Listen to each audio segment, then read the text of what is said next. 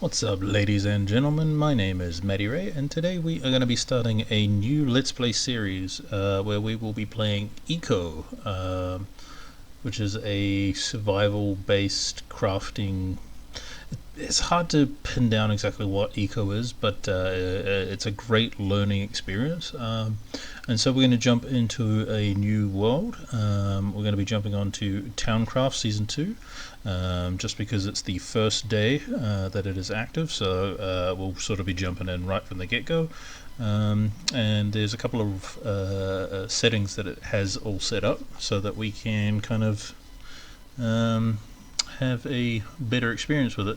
So it's mostly vanilla, but the stack size is increased to 250. Food and item stack size is 500. Stockpile size is increased by 2. The storage range is ×2, and you can one-click break 4 chunks away, and a big shovel. So let's jump right in. I bought Eco because I was watching Partly Royals series on the game, and I got really interested by it. So I decided to pick up the game, and it looks like it's crashed. Okay, hold on one second, and we'll be right. Alright, we're back in. Sorry about that. As I was saying, I was watching Partly Royals series, how he kind of worked together with his subscriber base to build a cohesive world and eventually fight off the meteorite that comes in at about well, he forced it at 21 days. So his series will be linked in the description below. He has a much better sort of description as to what the game is on his side, which I think is absolutely awesome. So yeah, with this one I kind of want to figure out who's doing what, hopefully work myself in with a small community, and build ourselves up from there. I haven't played Eco very much, so I'm still fairly new, so you'll find that I make silly mistakes, I do all sorts of dumb things, but yeah, the more people you have playing on a server, the better it is, because it gives you a lot more diversity as to like who's doing what and where they're kind of getting everything from. This is a cooperative based sort of game. You've got a couple of new players dropping in over here, which is kind of cool. Let's have a look at the map. See, this is a big map, which is quite cool. You got mountains here, forests all around it. You got plains over here. Looks like there's a forest over here. Big forest there, which is good, and another massive forest. What am I looking for? I'm looking for the desert. You can see a lot of people have already started popping up over here. So the desert is good because that is where you will be finding a lot of iron. And you can see that there's already a bunch of properties that have been created. So somebody created a... So that's going to most likely be for a road, so that'll take you from your north pole right down to your south pole, and it'll take you right around the circumference of the world, so that's kind of cool. I'm wondering if somebody has just claimed all of that, or if that is... I'm not sure what that is. I wonder if that's just somebody's already divided that up. But having a look here, you've kind of got a couple of plots already being picked up by some people, so it looks like that's probably where the central hub is going to be built up. You've also got a ton of people coming down in here, so that also will be quite a thriving hub of activity. Absolutely nobody over here in the mountains. So if we wanted to be... well, there's one person there and one person there. If we wanted to be totally secluded, like this would be the place, but we want to fall in with a community. So I mean, I don't want to be on the main track. It looks like we'd get lost amongst everyone there, so we'll probably I like the look of the spot just here. Like it's just in between this sort of heavily dense jungle and this forest over here. Um, Alright, so having a look around the world, I think we have decided on this kind of area. I think if we plop ourselves down here somewhere, that'll give us opportunity to build a bridge in here at some point and actually fill in that kind of gap if we can, which I think would be quite neat. If we can't build along this area here, then I think either side of it would be fine as well. It looks like there's a waterfall there and a waterfall there, so we could even potentially go in and take this whole peninsula here. Looking at it, doesn't look like anyone's built up there yet, but we've got a couple of neighbors, so that could be kind of cool. Go and drop in there. So I'm going to put a marker down so we can find our way over here. I'm not sure what this little thing is, but we'll find out. Let's drop a marker here, and we will call that potential home. I hope I spelled that correctly. If not, oh well. Display off screen, yes. Display distance. Only users with title permissions can set global markers. I don't want to set a global marker, I just want to set the distance. There we go.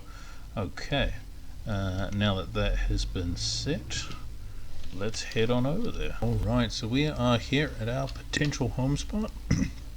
Looking at that square on the map, it turns out it's just a big hole in the ground. But I think this can work out pretty well. There's a nice flat area for us to work on. And we've got water over here, and if we follow it around, we'll have flowing water. There are plenty of foods and stuff for us to pick up, which I think is great. I've already scavenged a bunch, as you can see from my open backpack on the left there. Yeah, I think this will be quite good. So what I'm going to do is I'm going to set up our base camp, and I'm going to plop it relative. I'm going to like that would be the perfect spot for it, and it's right in the middle. But I don't want it to be down there. I want to fill that in at some point and actually make that, you know, the top level, or even potentially turn that into a mine of some sort. That could be kind of cool. Dig that out and dig it down. That'd be fun and interesting. With that in mind, the road's going to be over here, just over this side of the river. Let's go and check out that that area on the ground, see if there's anything there yet. Ooh, alligator. Oh, I don't know if animals attack in this game or not, but I don't want to find out if they do or not. It looks like there's nothing here at the moment, so yeah, I think if we build on that side of the river, if that does eventually make itself a road, we'll be in prime location for it. So yeah, I think I want to give myself a little bit of area to grow on. So I think without further ado, let's place down our starter camp.